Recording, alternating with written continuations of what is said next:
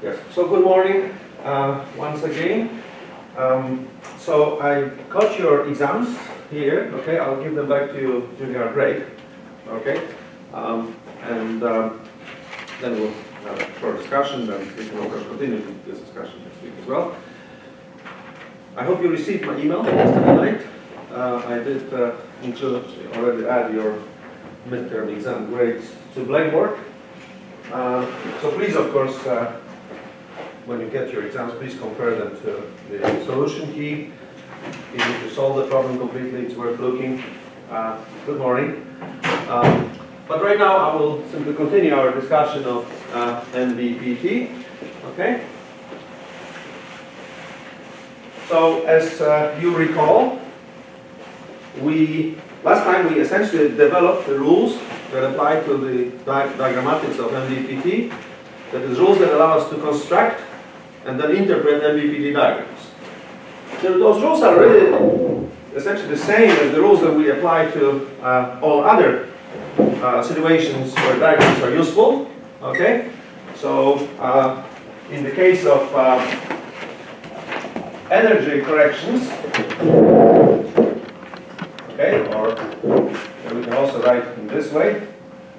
If I have a correction to the energy in, say, order n plus 1, or any order, that means we just draw diagrams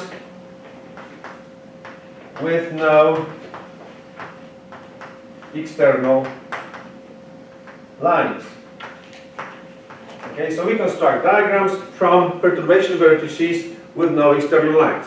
We do not draw diagrams for resolvents because we essentially demonstrated last time that we don't have to do this. Okay, so essentially you just have say fourth order, you have 4 perturbation vertices, okay, and you simply start drawing diagrams from those 4 vertices in all possible ways.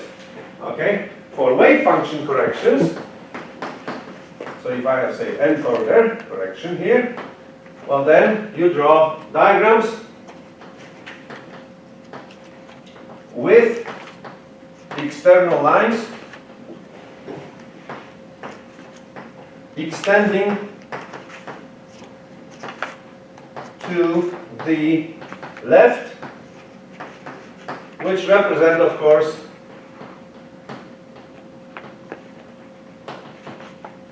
particle hole, I write it as pH, particle hole excited determinants. Okay? That is, you do not draw here diagrams with no external lines because, you know, if you drew a diagram like this for a wave function, that would be a mistake. You know, you remember that corrections are represented in terms of determinants which are excited out of P0. Okay? P0 is in the 0 order description. Okay? So that's what we do. Furthermore, we added 2 new elements. Okay, so those are the sort of standard elements. You remember when we dealt before with various examples. Anytime I ask you to compute expectation value in phi0, you just draw diagrams with no external lines. So nothing new here, because energy is an expectation value in phi0. For wave function, when we were applying some products of operators on phi0, we learned that you need to draw diagrams with external lines extending to the left. Okay, no surprise here either. But when it comes to MBPT, there are new elements. Not so many, but there are 2 elements. There are 2 new elements that are related to the fact that we have reduced resolvents between neighboring perturbation operators. And those 2 new elements are the denominator convention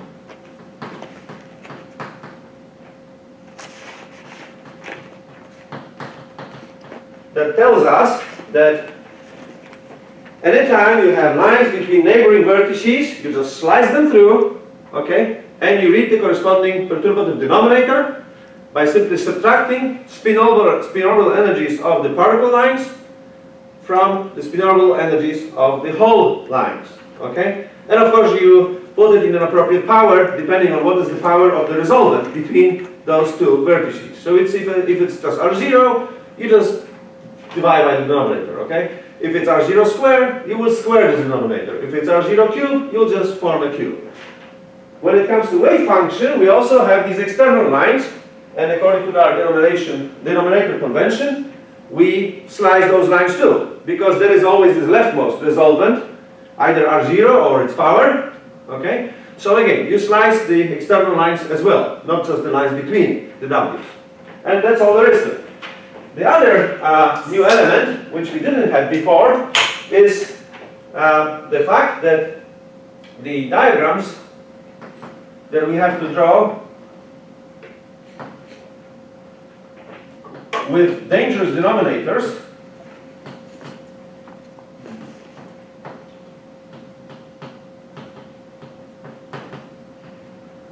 must be avoided. Okay? We do not draw them. That is, we do not draw diagrams where there are no lines between the neighboring vertices, because we said last time that that would go against the fact that we have a resolvent there. Resolvent always has at least two lines in sort of our schematics of it, okay, on each side, and that means that you have to have some lines, at least two of them, okay, between the neighboring perturbation vertices, okay? So that's a sort of a restriction, you may say, compared to the diagrams where we don't have to worry about resolvents, okay? Other than that, you just draw your diagrams from perturbation theory vertices, perturbation operating vertices, and that's all there is to it. So I guess equipped with this knowledge, we should continue to looking at higher orders. There are two reasons for this. First of all, of course, we'd like to understand what's the physical content of various orders. And the second thing, of course, is we want to uncover linked cluster theory in doing this analysis. Okay? You know, when we consider the second order, MBPT correction to the energy, we notice that it does not contain information about triples or quadruples or higher than pair excitations. As a matter of fact, if your reference is a Hartree-Fock reference, it only provides you with the information about doubles, doubly excited determinants, or two-particle, two-hole excited determinants, nothing more. Okay? Singles may show up there if you use the Q operator different than 0, that is, if you are using spin orbitals which do not come from Hartree-Fock considerations. Okay? And of course, these singles will be bigger if you deviate from Hartree-Fock strongly. They will be small if you do not deviate. Okay? So I guess, let's see if we can find other types of determinants, excited determinants, in, say, third order. That's the first thing we'll do today. Okay. And, of course, now we'll apply our rules as they are. So what is the third order? Well, third order correction, according to our general perturbation theory considerations, equals phi0, W, R0, W, R0, W, phi 0. Okay? We know that W, in general, is the sum of one and two body contributions. The one body contribution is the Qn operator, and the two body contribution is the Vn operator. Okay? So, if when I insert this form of W into this expression, I'll have two terms here, two terms here, two terms here, altogether 8 terms. I will organize them in groups according to the number of Q operators in a given group. Okay? So that means, right away we see that our third order correction to the energy splits into the following terms. I'll call them A, B, C, and D.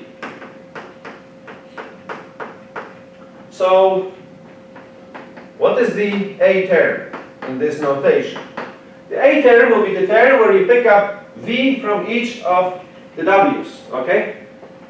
So this is going to be a term phi0, Vn, R0, Vn, R0, Vn, phi0.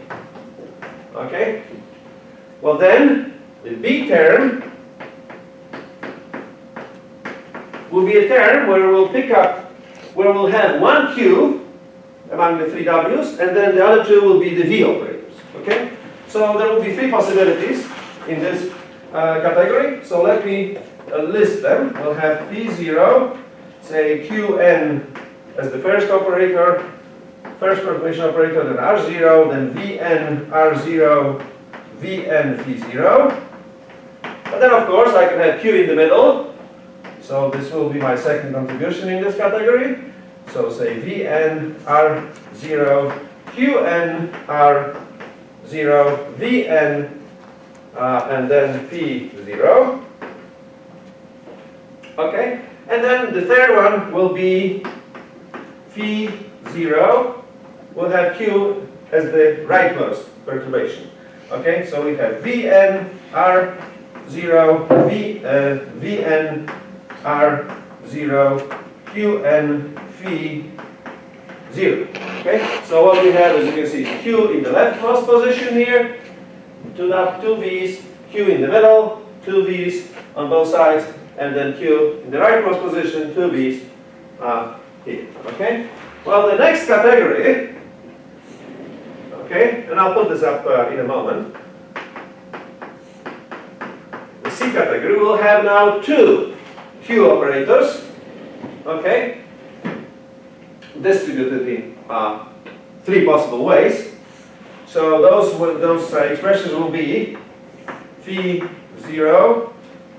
Let's have say Qn R0, Qn R0 Vn plus Phi0. I can have Q's on both at both ends, right? So we have Q0, sorry, Qn R0 Vn R0 Qn Phi0.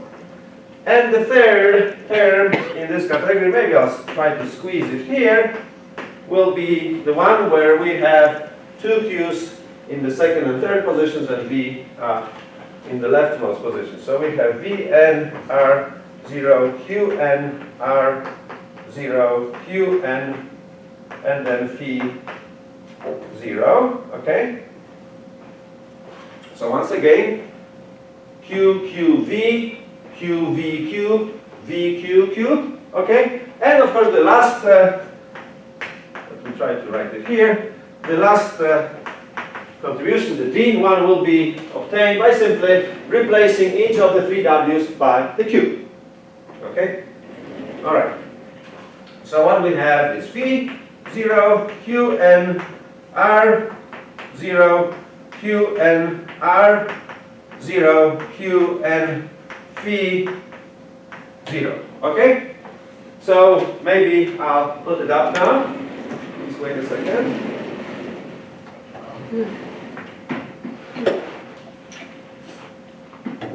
Okay, can you see the D? Okay, thank you. Alright? So as you can see, we have 8 terms as we expected, but I organize them in groups. Those groups, as you will see, actually are meaningful beyond just a simple algebra. They will have an interesting physics behind them when we start discussing. So anyway, we have the term which is VVV. We have terms which have QVV, then VQV and VVQ. Okay. In each case, of course, we have two resolvents. Okay. So let's make sure that we have that. And then we have QQV, QVQ, VQQ, and then QQQ. All right. Those are the cases. You know, let's analyze the A case first. There are two reasons that I want to start with it. It's the most important term, typically, okay? In fact, if your theory uses Hartree-Fock orbitals, then the B, the C, and the D go away, because Q is 0, you don't even have to write them. You see, perturbation theory can be really organized nicely, so it actually is not that complicated, okay? It's only when you use non-Hartree-Fock orbitals where you have to use the B, the C, and the D. And then, you know, the magnitude of those will typically be much smaller. Formally, they are in the same order. But their actual magnitude, numerically speaking, will be typically much smaller than the magnitude of A, because Q typically does not deviate. Even if you choose some other spin orbitals, Q typically will not deviate in some major way from Hartree-Fock. However, it may deviate. You can, of course, choose some one-body operator U, you remember in unperturbed problem, that may be significantly different from what Hartree-Fock provides, and then you have significant difference. You have a question? This might be a stupid question, but remind me. No, there are no stupid questions. I want stupid answers. Why? I'm worried about them. Why is Q 0 if you use Hartree-Fock orbitals? Sorry? Why is Q 0? Okay, that's the definition of Q. Okay, as you recall, Q formally was defined when we introduced this part of the perturbation through our analysis is Gn minus Un. Okay, or you can also write it. I think I provided that formula as well. The Fock operator minus the Z plus U in the normal ordered form. This is our unperturbed operator. Okay. U is the one-body operator that we use to set up the unperturbed problem. Okay? And now in Hartree-Fock, U is simply G. In other words, we're solving the Z plus G, which is the Fock operator, so the unperturbed problem. Okay? Meaning that our spin orbitals originate from solving the Hartree-Fock equations, as we discussed. Okay? So it's one of the, I don't know, 3 lectures ago perhaps, when we talked about these details. Right? Okay? So, you know, you can see there's a certain computational advantage, or, you know, to Hartree-Fock, right? It allows you to eliminate lots of terms, okay? But, you know, there are also problems with Hartree-Fock. So I would not say that this is, you know, that the temptation of removing terms is the best criterion for doing science, okay? Sometimes you just have, you better keep them because you may be better off by using non-Hartree-Fock orbitals. So let's have this sort of treated in this general way. Anyway, let's start with term A, because as I said, that's the only term which will survive if you use Hartree-Fock spin orbitals, and it is certainly the most, is typically the most important term. Okay, so what we're going to do here, we're going to now use our diagrammatics. Let me rewrite this term here as well, so we will sort of be able to see now in analyzing it in greater detail. And according to our rules, what I need to do, I have to draw resulting diagrams with no external lines from 3 V vertices. Okay, I don't need to worry about the resultant diagram anymore because we learned that we can get rid of it and use the denominator convention. Okay, all right. So let's start. And now I'll show you how to do these things. You know, we're going to higher orders today. You'll see how easy it is actually to organize your work, even though you are going to high orders. Okay, it's not difficult. You just have to think a little bit ahead how you're going to organize your design of diagrams, okay? And this idea of actually non-oriented skeletons is extremely handy. Look, we have 3 V operators. So what I have are 3 V vertices, right? I have to bracket them with phi0, meaning that I have to form resulting diagrams with no external lines, avoiding dangerous denominators. That's MBPT. We have to remember that in case this sort of becomes a problem here. I'm going to label these 3 vertices for now. 1, 2, and 3. And I will organize my work counting the lines between 1 and 2. Okay? Simply. Okay? Just simply logically. Instead of trying to kind of second guess what the result will be, I will simply start proceeding systematically such that I cannot miss. Okay? So, I'm going to have cases. 0 lines, meaning no lines, between 1 and 2. Okay? And I'll analyze this right here. Let's leave that space. We can have 1 line between vertices 1 and 2, okay? I can have 2 lines between 1 and 2, okay? I can have, logically speaking, 3 lines between 1 and 2. And since 1 has 4 lines, I can contemplate at least a situation where I will try to draw here 4 lines between 1 and 2. Okay? That's how you organize your work. Take up 2 vertices and start organizing your work according to the number of lines that connect them. Okay? Alright, I'm going to go back to the first case, okay? And I'll start going. Maybe I'll use color also, so you'll see sort of how this sort of system works. Okay. Sometimes people say the system doesn't work. Well, it works here. Okay, with MBPT, everything is fine. Okay, we started. So we have 3 vertices, and I just said that I want to connect vertices 1 and 2. I don't want to connect them. Well, if I don't want to connect them, I have to take all 4 lines from here and move them there. Okay? So I'm going to do that. Let's sort of try, say, 2 lines and 2 lines. That's what this case is. Right? Because I'm not connecting 1 and 2. Remember, this is my ordering of vertices. 1, 2, 3. Well, if I do that, then I'm left here with 4 dangling lines that I have nothing to connect to. Well, that's a wrong. That means that I'm done with case 0. Case 0 is a no-go, right? So I'm going to say no to it. Okay? That diagram does not allow us to produce the admissible diagram. Okay? How about if we have 1 line between 1 and 2? Okay? Let's try that. So I'm going to now draw that line. Okay? That means that I have 3 lines still to here. They will have to go to 3. Okay? Sample this. 1, 2, say, I know, 3. This way. Okay? Well, now what I'm left with? I'm left with 1 line here, sorry, 3 lines here, and 1 line here, because each vertex has 4 lines. You see, you can't connect 3 with 1, so you know that this is also a no-go. Alright? So I'm going to say no to this one. Well, so far so good. Of course, something has to be non-zero, so let's hope that we're going to find one. Okay, let's look at a case where you have 2 lines between 1 and 2. Well, when you have 2 of them, let me again emphasize them with the red. Okay, well then I have 2 lines left here. They will have to go to vertex 3. Okay, well, that's encouraging now, because I have 2 lines here, and I also have 2 lines here. I can connect them. So there is a case which we will explore. Okay, well, that one deserves a blue line, blue box. Okay, we have a yes here. Okay, let's see if we have more yeses. We go to case number 3. This is case number 4, which we have 3 lines between vertices 1 and 2. So let me try. 1, 2, 3.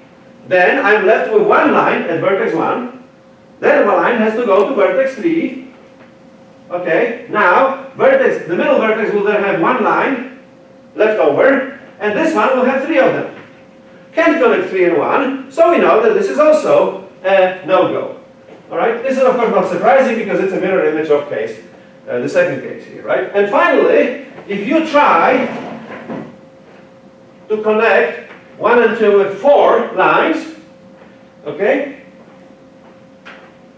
Let's do this.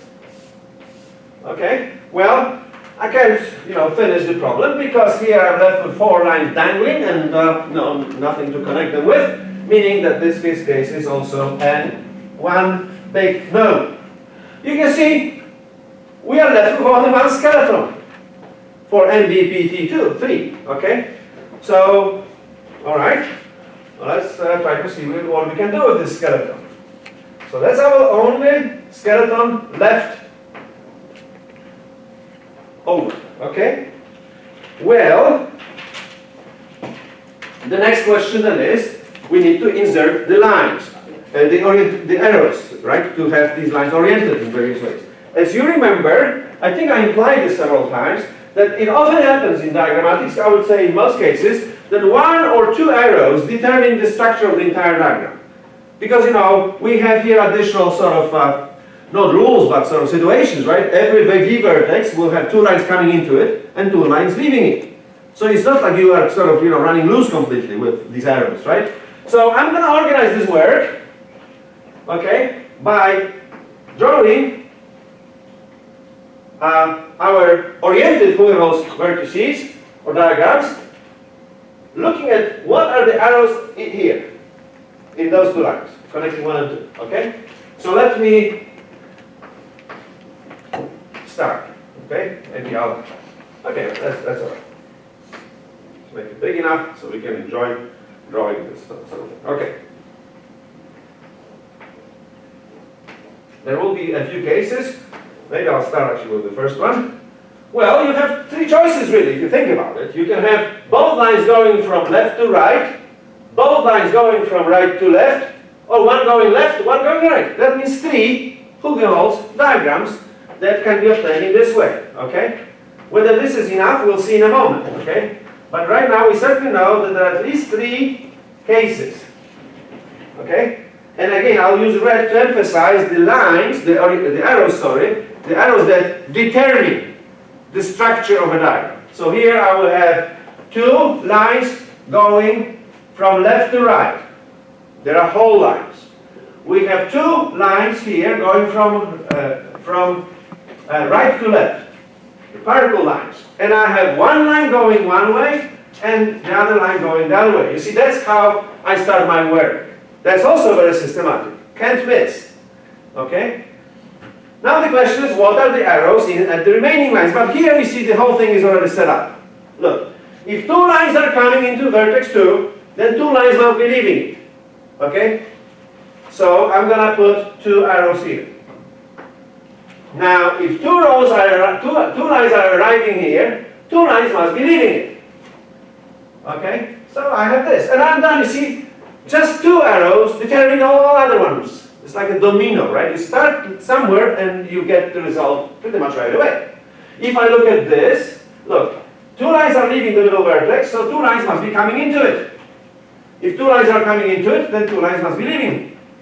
Because you know, we have always this preservation, right? That the number of lines coming into the vertex equals the number of lines that leave it. Okay? And then finally, in the last case, we have, for similar reasons, we have,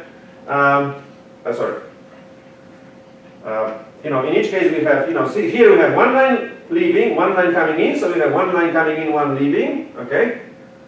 That was good. Alright, and then we have this, obviously, right? Okay. Alright? Okay, so we are, in a good shape now. All that is left is now to put indices in and stretch them to random form and write the resulting formula. Okay, let's do this. Okay? So, before I do this, actually, let's also have some sort of a labeling scheme for these three, which is actually a pretty conventional labeling scheme. Here you can see we started with two whole lines. And whole lines are really prevailing. The majority of lines are whole. So we call this case whole, HH. Okay? This one has two particle lines here, which determine the structure of the diagram, so we call it particle.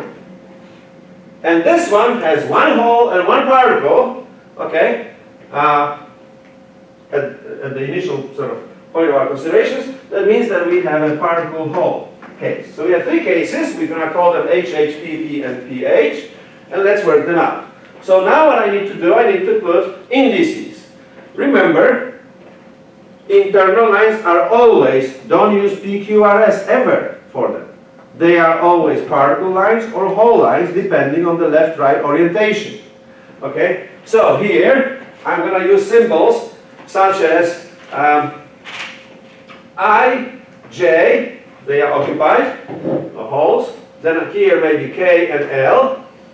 Okay? So I, J, K, L are occupied. And then here we'll use letters A and B in this case. Okay? A and B.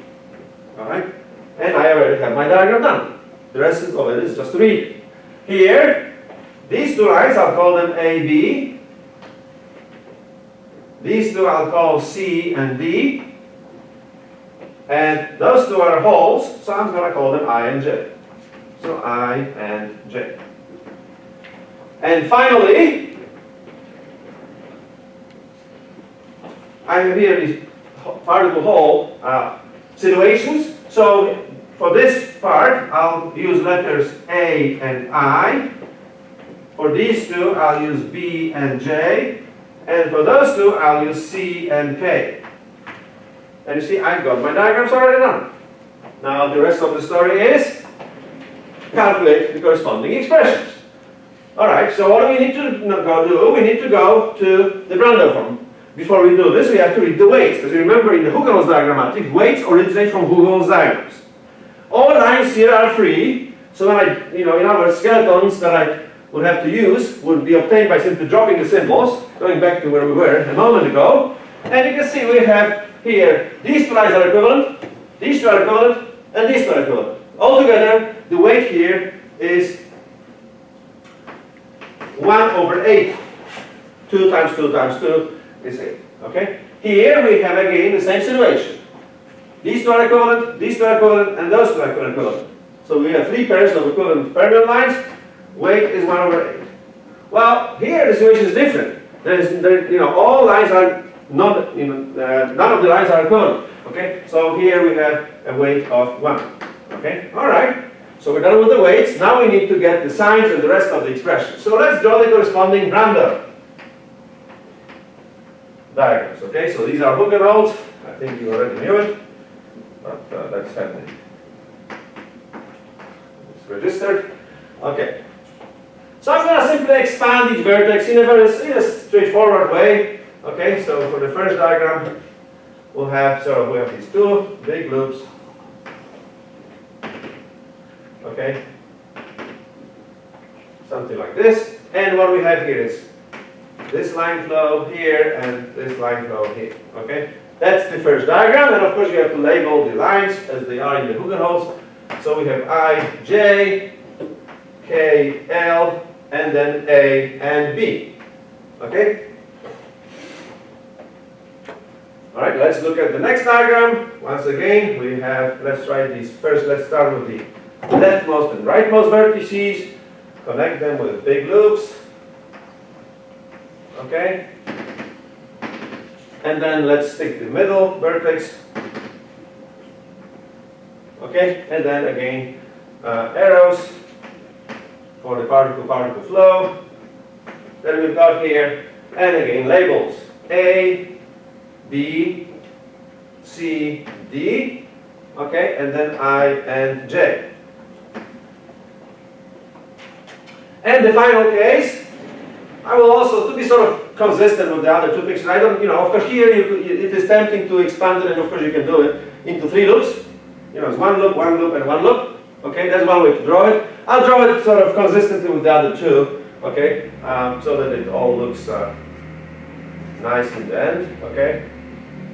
So I'm again connecting the leftmost and rightmost vertices with 2 long loops. And I'll stick the middle vertex here. Okay, and now I have to make sure that I watch for the line. So let's have this flow at the top. So that's going to be I, J, and then, so I'm going to go I, J, and then return on the C. Okay? And then here I'll have, B, A, and return on the K. Okay? So K is here. And here we'll have A and B. Okay? And now we've got our Brandel diagrams worked out. Okay, I'll put it up in a second. What we're left with are the sign factors. Sign factors here are, maybe you can tell me, how many loops do you see? 2. How many internal hole lines do you see? 4. So the sign is +1. Yeah? Let's write it as +1. Here we have the number of internal hole lines is the number of internal hole lines. Sorry, I wrote it the other way around. So the number of loops is 2. The number of internal hole lines is 4. Okay. Here the number of loops is 2. The number of internal hole lines is 2. So the sign is once again a plus. And in the final case, the number of loops is 2, right? And the number of internal hole lines is here 3. Great. Which means that the sign is -1. Okay. So let's put this up. Maybe I should do one more thing, because we'll be also reading it in a moment. You always have to remember there are resolvents. So I'm going to use the blue color to indicate where the resolvents were. Because this is not just V, V, V. It's V, R0, V, R0, V. Okay? So we're going to be slicing this diagram when reading the denominators. I'll mark these slices with blue, okay? Before I use the dashed line, and typically I'll do that, okay? But right now, if you don't mind, we're going to simply slice it. This, slicings allow us to read the denominators because, you just read occupied minus unoccupied, okay? When forming the denominators. Okay, well, I guess we're ready to write the final expressions. Okay? All right. So, let's see. I guess we can erase this.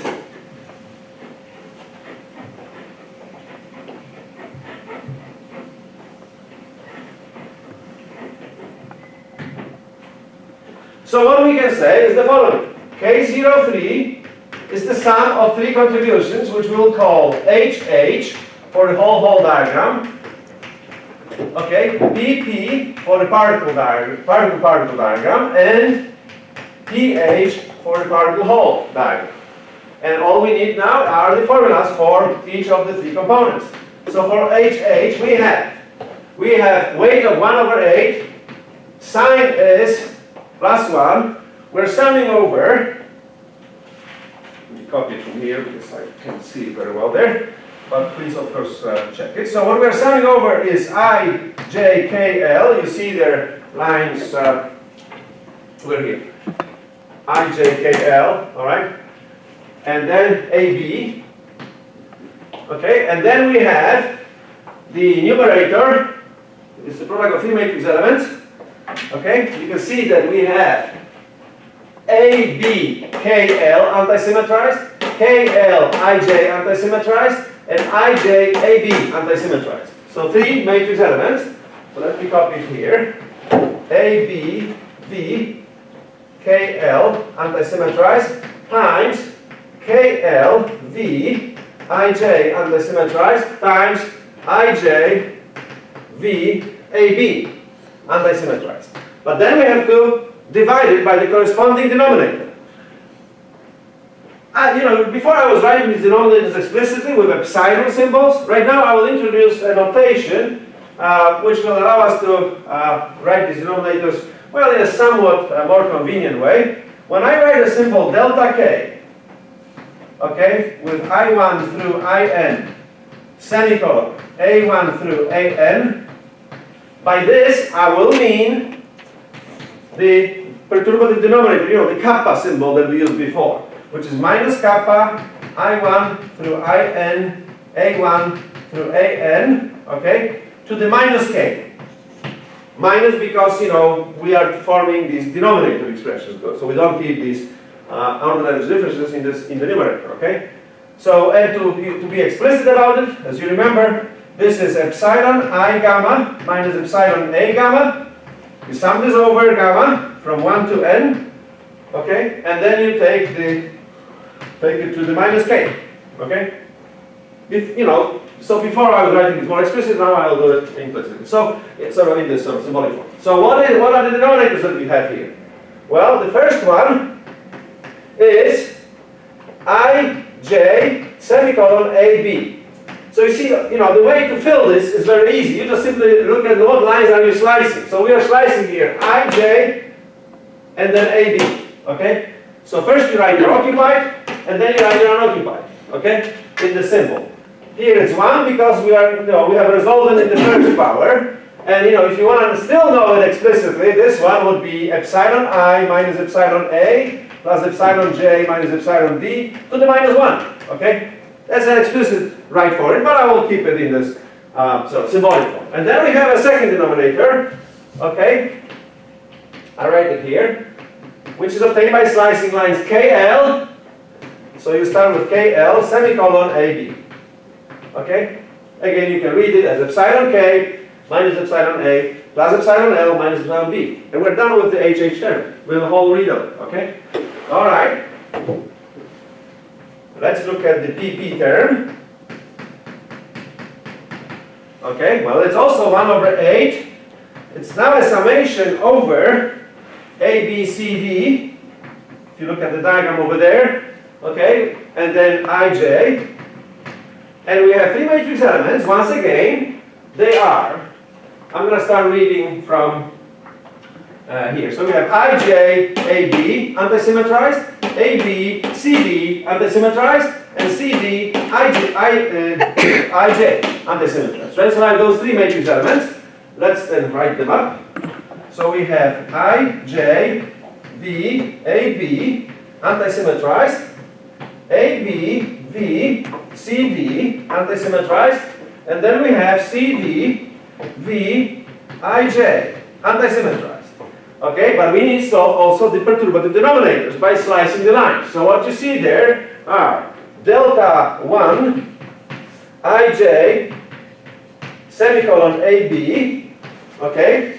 So, which means epsilon I minus epsilon A plus epsilon J minus epsilon B, or if you like, you can write it as epsilon I plus epsilon J minus epsilon A minus epsilon B. That's this one. You're slicing I, J, A, B. Okay, and then the other denominator that we're going to have is, so I'll write it maybe here, is, should be Ij semicolon CD. Okay, that's this line, this blue line slicing the diagram. Ij, CD. Okay, all right, and we're done with the PP. So I guess we are now left with the final term. Okay, well, let's see, maybe I'll try to, let's see if I can squeeze it here. pH. So now the weight is 1, sign though is minus. Okay, so that's going to be a minus, and I'm summing over IJK and ABC. If you look at the diagram, okay? So it has a different sort of arrangement of summation indices, and we have again 3 matrix elements. Okay, you can see them here. We're going to have, say, let's start from the right. So you have BC, okay, KJ antisymmetrized. Then you have, let's see how I want to read it. Okay, this way. Right, so JA, IB antisymmetrized, and then here, you know, if you look at the leftmost vertex, you have K, and then you have I, or you can have IK, let's say, IK, CA antisymmetrized. Okay? So once again, the result then is B, C, V, K, J antisymmetrized times J, A, V,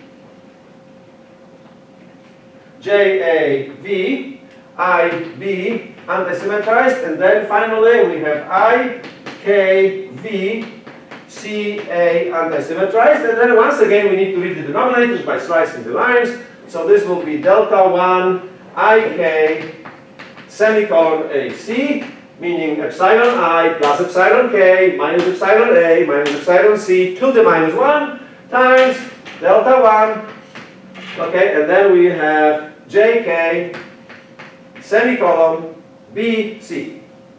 Okay, so those are, this is the denominator that you see here. You're slicing here. Can you see this K over there? Yeah. I can see it. Okay, K. All right. So we have JKBC, right, for the line that we sliced. Okay? And we're done with MBPT for this term A. Okay? So, well, let me just comment before the short break. Let me comment on some sort of characteristics. Okay? Here we have our remaining terms. I guess you don't mind if I erase them. Did you copy those? Okay?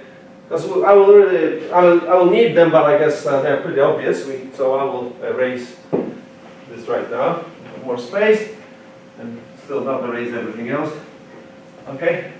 So, please note one interesting thing. First of all, I would like you to sort of pay attention to these little things because they're observations that help out.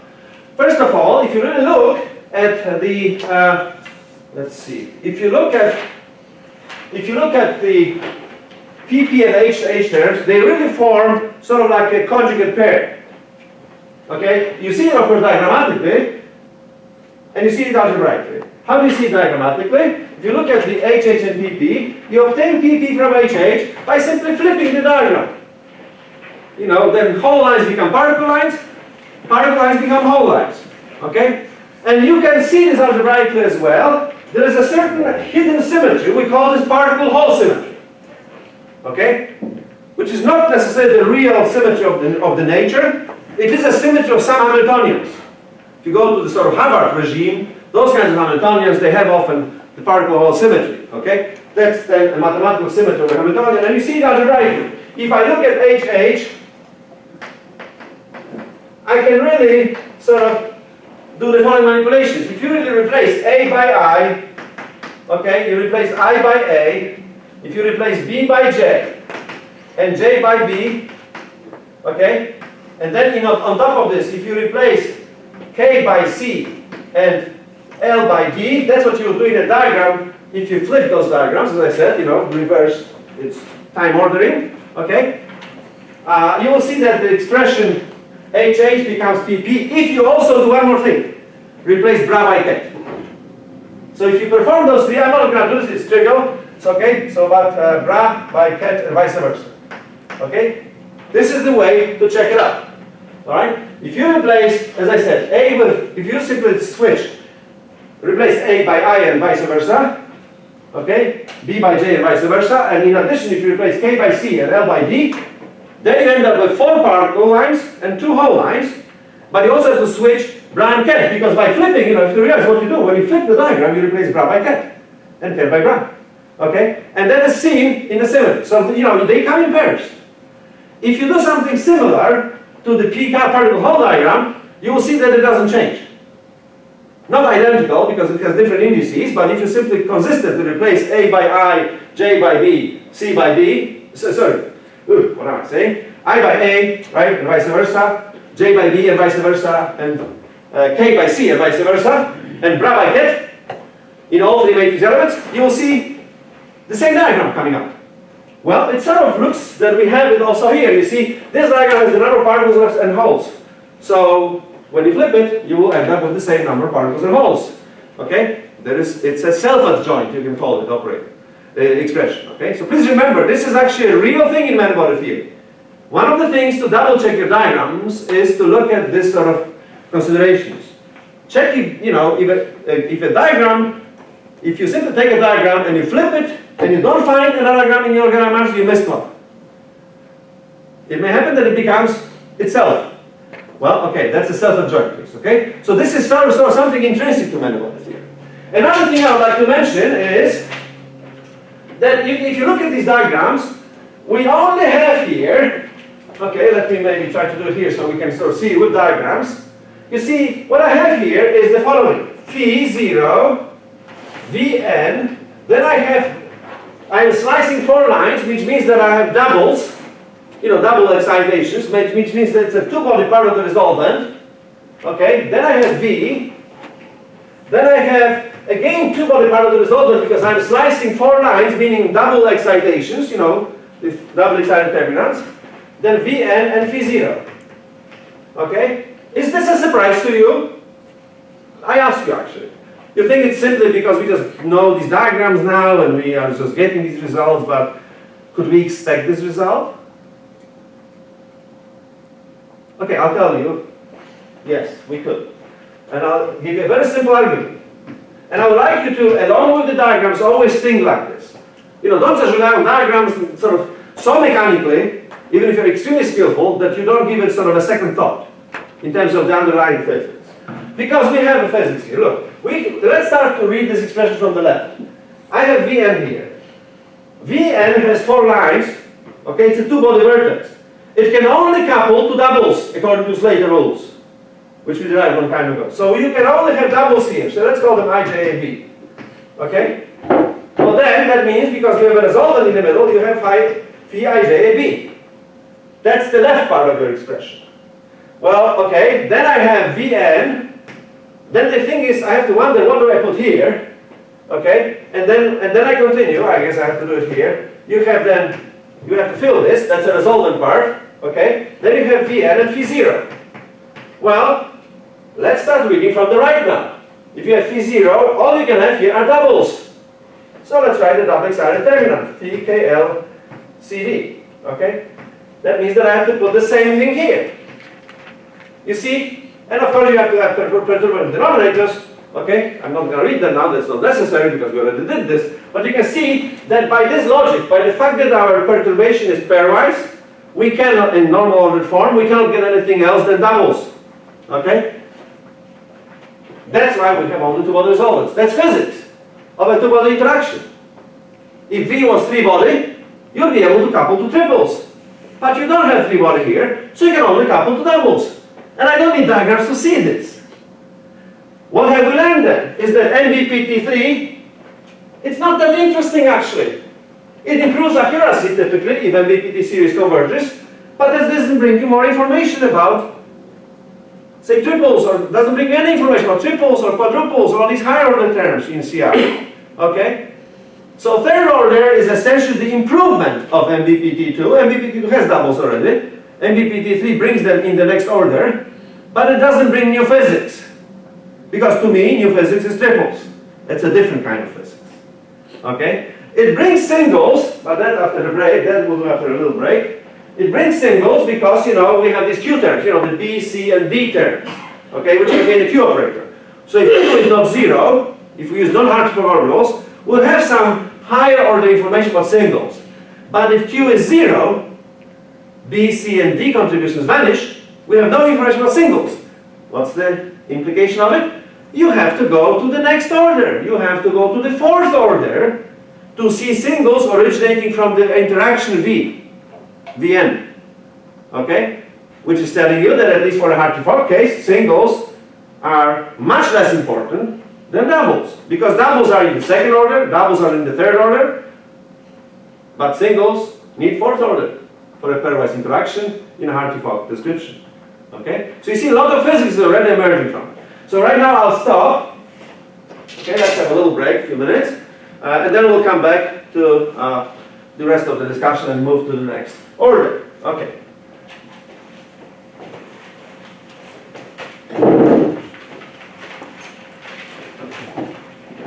Yes, so I have your exams. Let's see. Let me start with the way I ordered them here. First, done, not here. Okay? Why are you leaving? You want to fetch it up? Okay. Alright, so this is yours. Call. Just left. Just put those aside perhaps. Then here. Okay, so this will stay with me for now.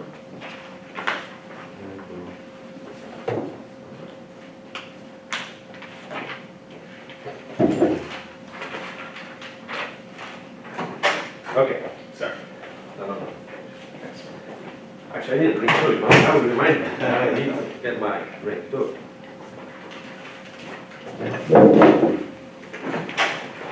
Okay, so let me just make a few comments.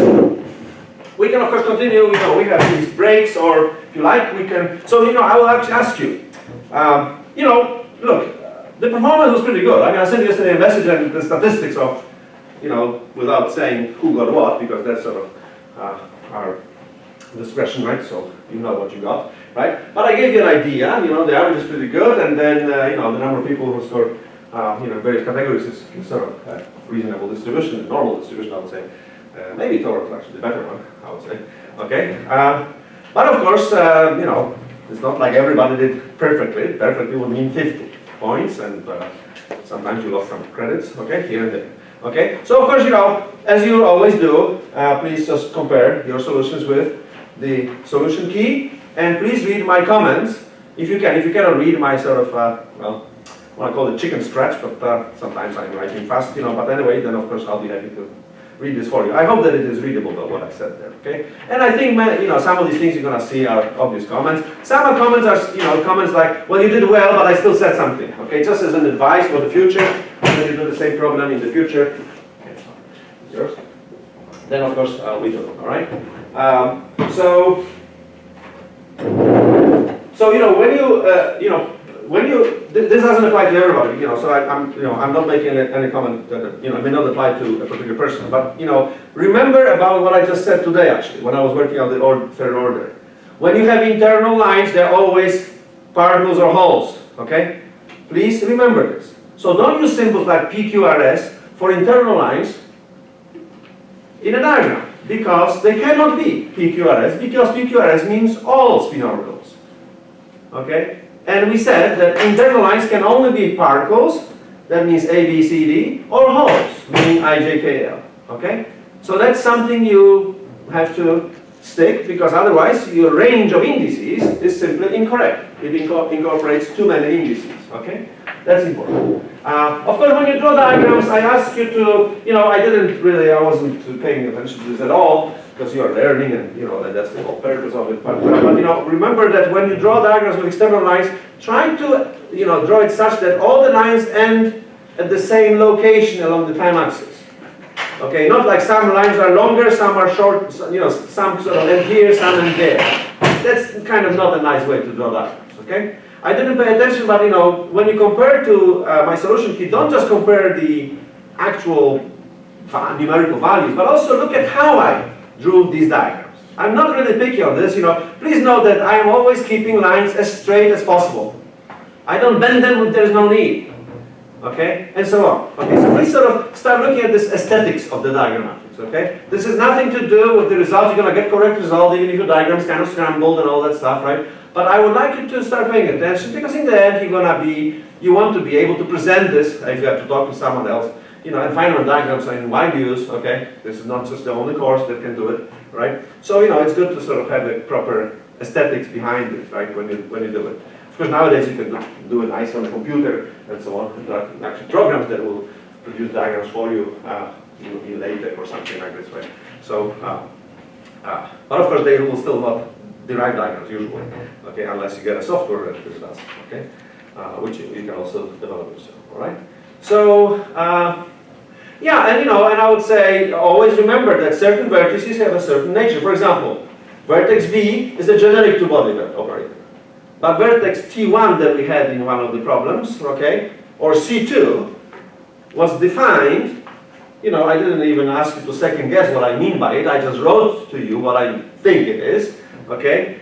It is a particle Hall excitation vertex, which means that lines in it extend to the left, which means that you cannot connect it with anything behind. Okay, if lines extend to the left, you cannot turn them backwards, okay, because they are particles or holes, and you cannot change orientation of a line when it is, say, a particle line or a hole line, okay? So please also pay attention to these little details. If you have to, of course, as I said, you know, this is a kind of a, you know, just talking general statements, right? Advice, nothing else, really, right? And if it applies to you, then of course, next time pay attention, okay? You know, and I don't know, do you want to have a further discussion of sort of these problems, or is it going to be clear to you if you read on your own? I'm happy to, you know, to sort of have such a discussion, so we can find some time. I'll do it. You know, just think about it, yeah? In terms of the final exam, we'll have to probably schedule it at some point. I'm told by Rachel Dunn that we have to do it after the first 3 days are sort of quiet days right here, so I'm supposed to wait until Thursday at least. So please think about when would be the proper time. Final exam will be similar to this one, okay? Similar in terms of, you know, you're not going to see, except that I added a little bit more material for the classes we're now doing, right? Which is not a whole lot after all, it's just a couple of weeks of lectures, right? Okay? And of course we'll discuss it in due time as well, okay? We may actually have a special even review session if you like, in the quiet time, we can meet on Monday or something. Just go over it with any question you have, okay? And solve some problems or resolve them if you like, you know, we can do this, okay? So please sort of think about it, okay? Don't be shy. If you want to do something, if you want to, you know, I'm very happy to help, okay? And you know, and I can tell you right away, of course, you know the structure of this course in terms of the percentages that go behind various, you know, activities, homeworks, and so on, and exams, okay? But you know, but typically on the final exam, what I do, I sort of add an extra credit, which is in recognition of sort of how much you did. So the better you do, the more credit you can get. It will be added on top of your final grade, okay? I have to still figure what I'm going to do about it, you know, details on it, but that's what I do to encourage you to do well, in a way. You can call it a motivating factor, right? So the more points you earn, the more of a credit, but it's going to be outside, you know, the 100%. It's going to be like, of course, if you end up with 105%, I'll scale it down to 100, I'm sorry, okay? But that's what I'll do to sort of encourage you to do this kind of stuff, right? So anyway, please think about it, and, you know, look at your problems, and if you have any questions, of course. So anyway, I mean, maybe you already have an opinion. Would you like to have a sort of like a session we can do in some casual way where we'll go over these midterm problems, or you think that you can just read it and it's enough for you? Do you have an opinion? You can see the solution set first before. Okay, so why don't you do that and then tell me, say on Monday, okay, if you would like a follow-up discussion, you know, maybe some pointers that I can make and so on and so forth. I try to be fairly descriptive in the solution key, as you noticed, right? So I hope that it's sort of pretty self-contained. But, you know, obviously, it's just my writing, it's not me talking, right, about it. It's not the same thing, right? So if you see something there which needs further explanation, please do not hesitate, okay? do not shy away. Just say, look, I really need you to explain this to you, to us, to. Okay? All right? But I would say that generally speaking, look, some of you lost some points here and there, but it's not like, I think that I can see that there's a pretty solid foundation here, right? So, and the final typically is an improvement. I've had experience. So, if you just pay attention to what happened here, right? Suppose you lost a point here. Say, well, I don't want to lose it again, okay? You don't want to lose it again, right? If you just don't do that, right? Okay? That's all I can say in some of the general terms.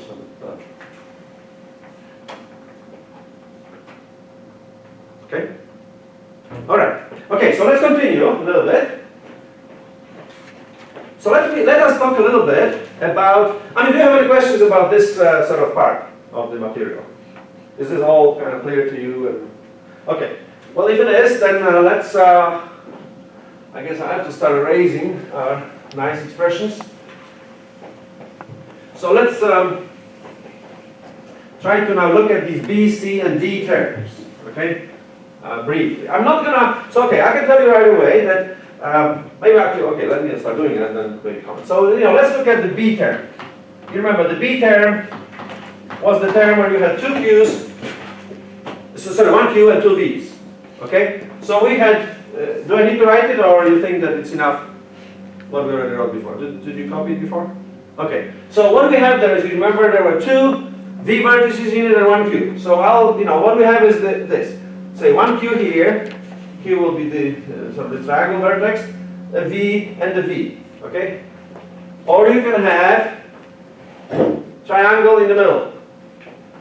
Or you can have triangle at the end, okay? Those are the three cases.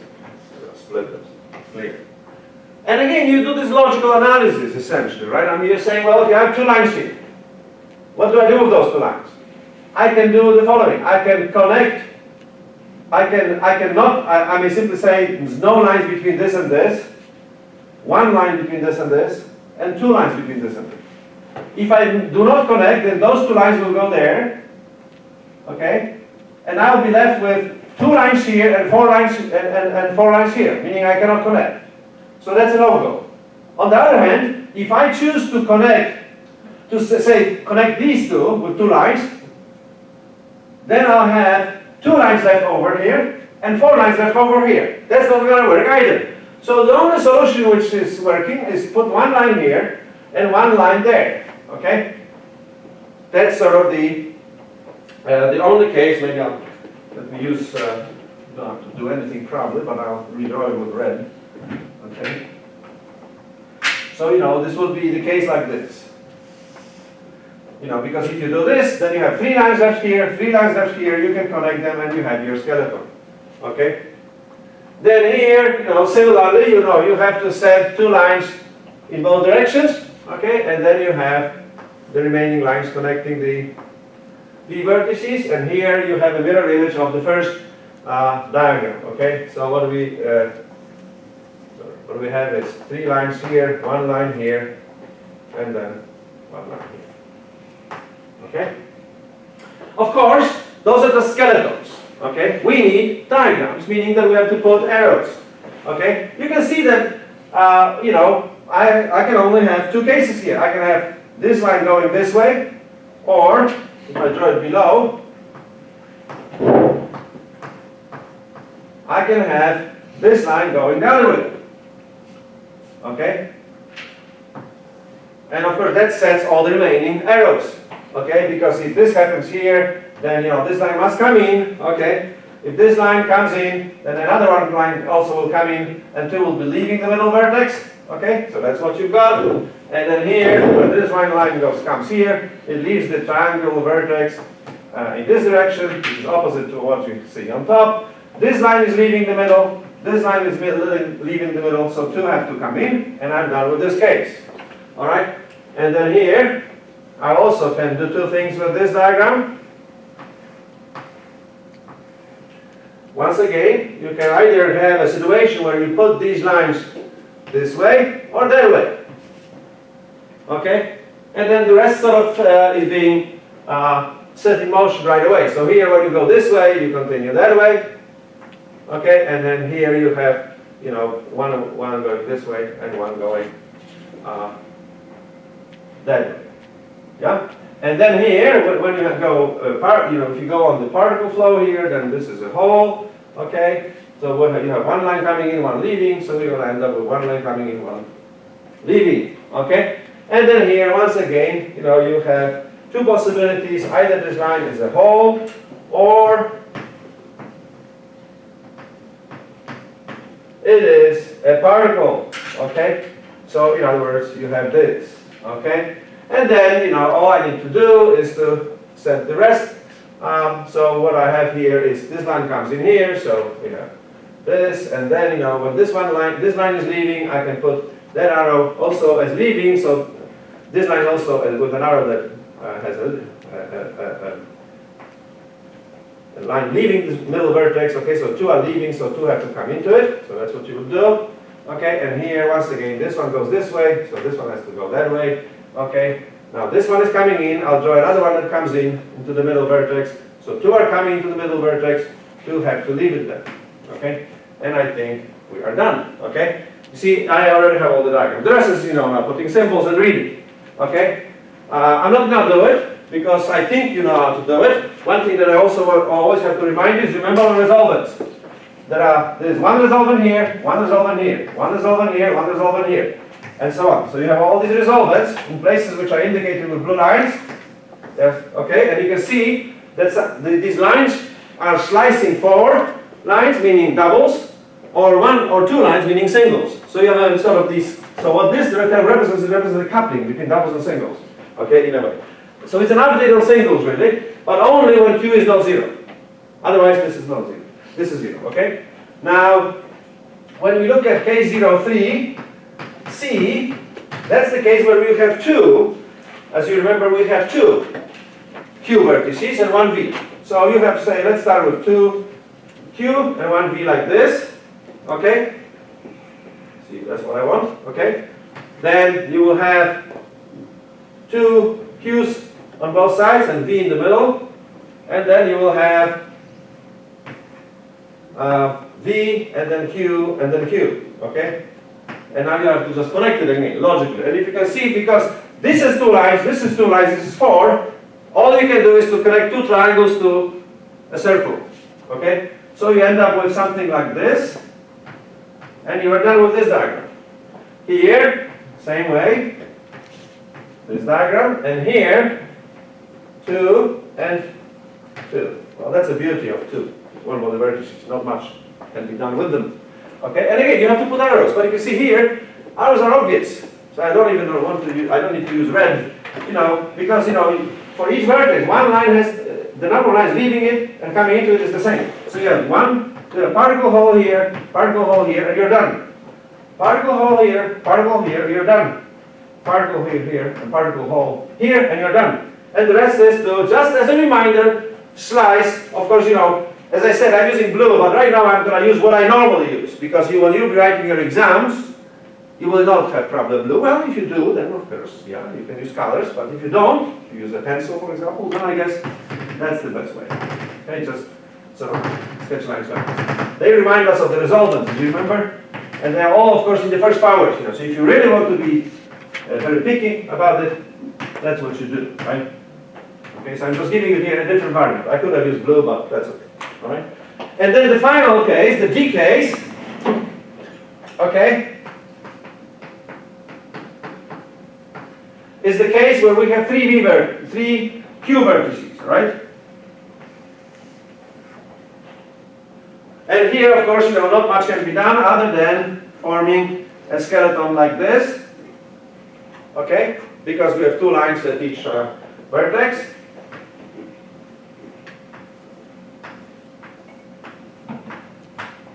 And I only have 2 cases when it comes to the flow of the lines. I can go this way, or I can go the other way. Okay, and I'm done, and once again, slice here and slice here. So we have here only, for example, one of the resolvents. Okay, meaning that those are pure singles. Okay, so when you read it, it's V0, R01, so sorry, Qn, R01 Q and R01 P0, right? That's what they are. Okay. Now so let me say two things about it. First of all, so I'm not gonna write equations. You can easily do it. Work out the weights, the scale, the signs from the Brandos and so on. But this is actually since I'm leaving this sort of unsolved completely, that's a good exam question. All right, just to give you a heads up, I probably will stick one of these sort of categories, the C or the D, I don't know which one. Okay, into your final exam. I'll see about it. But anyway, it's a good sort of test of the knowledge of the third order. Okay, so we may have that. But I'm really mentioning this for yet another reason, which is extremely important now, for Lincoln-Castle theorem. If you really close pay it, then, okay, I'm going to move it down still, but then I will move it up again. Look, these diagrams are grouped according to the number of Q vertices in them. Okay? And so here you have 1, here we have 2, and here we have 3. But they have another sort of grouping here that you can recognize if you start paying close attention. These diagrams in each group are obtained by permutations of vertices along the timeline. Okay? Look, if I say start from this diagram, imagine for a second that I simply take this vertex, really hold it, and drag it between the two V's. Imagine this is also made from some sort of an elastic, right, material. So I can just drag it. When you drag it, you obtain this diagram. Maybe I'll mark it. Okay? Because what's going to happen is if you put it here, the Q will be between the V's, but this line, which is whole, will become a particle. Can you see this? I would like you to see this, all of you. If someone doesn't see it, let me know. Because then I have to find some other way to explain it. Okay? You just drag it mechanically. Remember, operators don't commute. You're not allowed to do this normally. It's just a pure topology. I'm trying to somehow group these diagrams according to the topology they represent. Okay? When you are here, if I take this vertex and continue dragging it, and move it this way, you see you end up here. Okay? Because now this line, the lines will become, this short line will become a long one, and that line will go to the other side. That's going to be here. Okay, so you see, I can recreate those three diagrams by simply dragging the Q vertex. Okay? And of course I could repeat the same exercise going here. Okay? So in principle, topologically speaking, I just need two diagrams and then I can simply have to drag the Q vertex to get the rest of them. Same happens here. You see, that's obvious. Look, if I just take this guy and over here, I get this. Right? Obviously, right? And if I take this inside, I get this. You see? So all of them need just this sort of piece. Okay? And if you look at the last one, you don't need both to see that, you need both in the final calculation, but you can see that one of them is obtained from another. If you just take this middle vertex and you drag it over here, you get this diagram. Okay? So you can see that we have some sort of an intrinsic topology in diagrammatics, which we haven't discussed yet. Okay? This is a concept of the so-called time versions of diagrams. Okay? So let's talk about it. It's extremely important for Lincoln-Castle theorem, which we'll be proving, probably next week. We'll see. Okay? So, we are talking about time versions of diagrams. What are time versions of diagrams? Those are simply diagrams obtained without breaking lines. You see, I didn't break any lines. I treated this as an elastic material, right? I was some sort of plastic or rubber or something like this. I was just moving things around. So I didn't break anything. I didn't detach lines from vertices they were attached to. But what I did, I did permute vertices along the time axis. So time versions in general are defined as operations that are where we permute vertices along the time axis, okay, but without breaking the lines, or detaching lines from simple vertices in them, okay? All right, and we distinguish between two kinds of time versions. There are time versions of the first kind, and there are time versions of the second kind. Well, there were close encounters of the third kind. Unfortunately, we don't have time versions of the third kind, only first and second, okay? So we have time versions of the first kind, and time versions of the second kind. Time versions of the first kind are time versions where you permute vertices along the time axis without breaking anything, but you also change the, but you do not change the particle hole character of the lines.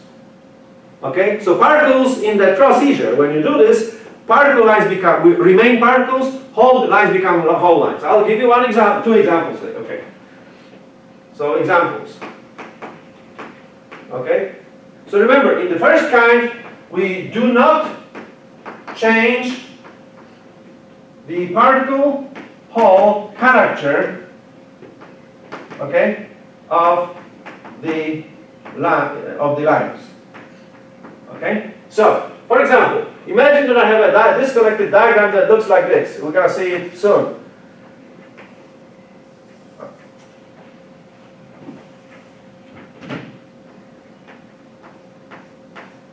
This way and that way. Okay? It will show up in fourth order perturbation theory. That's going to be actually, this is a key diagram for the discovery of the Richter-Castro theorem. Okay? Well, what I can do with it, if I want to look at time versions of it, I can take this, drag it over here. Okay? I end up with a diagram that looks like this.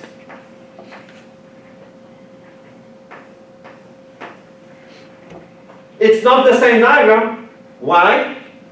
The numerator is the same in it, but the denominator is not. Because here we're slicing 4 lines, okay, that's the same as here. 4 lines of the bottom part. Here we're slicing all 8 lines in the middle. That's still the same. But here we're slicing the 4 lines at the bottom. Here we're slicing the 4 lines at the top. That's not the same denominator. Okay? Meaning that those are two legitimate diagrams, they are different. But you can see, these diagrams do not change. When you form these time versions, we do not change the particle hole orientations, okay, of lines.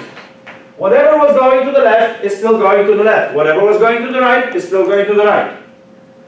That's an example of the time version of the first kind. Okay? There's another example perhaps, here. Let's see. So I'll add it, let me copy it. Okay, so what I have is, let's see, I'm doing this and that. Okay, so I have V, Q, V, Q, that's fourth order, okay? And let's have lines going this way, okay? All right, so the denominator's in it. Look. Here. Okay? But of course, I can think of, say, taking this vertex here, and I can drag it, say, here. Okay? So I can obtain a diagram which would be, let's see, I want to draw it. Okay, so here we are leaving these 2 lines where they were. Okay? 2 lines will be here, and I will take this and drag it outside, say, okay, so I'm going to put it, say, here. Okay, so, okay. So you see it's a permutation. I took it, this vertex was between the 2 V's, now it's here, between the Q and the V, okay.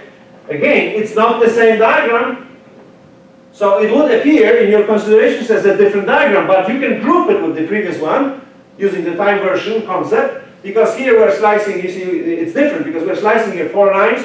Here we're also, you know, you can see that we're slicing 4 lines now. The second denominator we're slicing 2 now, and this one is slicing 2. Okay? So there are certainly different MBPT denominators in it, and that's where the difference comes from, so you have to draw it, but they are related through this topology of the time versions of the first kind. Okay? Maybe I'll put it up. What about the second kind? Well, second kind, maybe I'll do it here. That's a topology. That's a situation where we actually are changing, okay, in the second kind, time versions of the second kind, okay, they change the pH character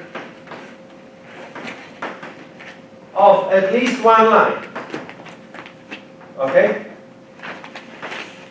All right? I don't have to draw examples because we have plenty of them already on our blackboards. That's exactly what we did with these terms B, C, and D. If you look at what I was doing, if I wanted to, for example, start from this diagram, okay, I took that cube and I dragged it. I obtained this. But when I was dragging it, I replaced the whole by the particle. Okay? So I changed the orientation. Of course, I changed more orientations than just one, but one is enough. That means that in the case of the third order correction to the energy, in these three situations, we are talking about groupings of diagrams that change, or time versions of diagrams which do change pH character of the internal lines. You see here, if I take this guy, if I drag it here to get this, I am changing. Particle becomes a whole, and whole becomes a particle. Of course, the net result is the same. But in your process, you actually change the particle whole character. Okay? So this is a time version of the second kind, and the same thing here. So now, why do we want to talk about this? Because you will see that time versions of the first kind play the most important role in Lincoln-Cluster theory. Okay? You will see, this is going to be worked out in detail next time, okay, that when you go to higher orders, fourth order for example, okay, you will see actually the diagrams that where are they? The ones at the very top of the right blackboard, here, we call it, you can point to these guys, alright? These diagrams will cancel out the disconnected part of the principal term. They will cancel out the renormalization terms.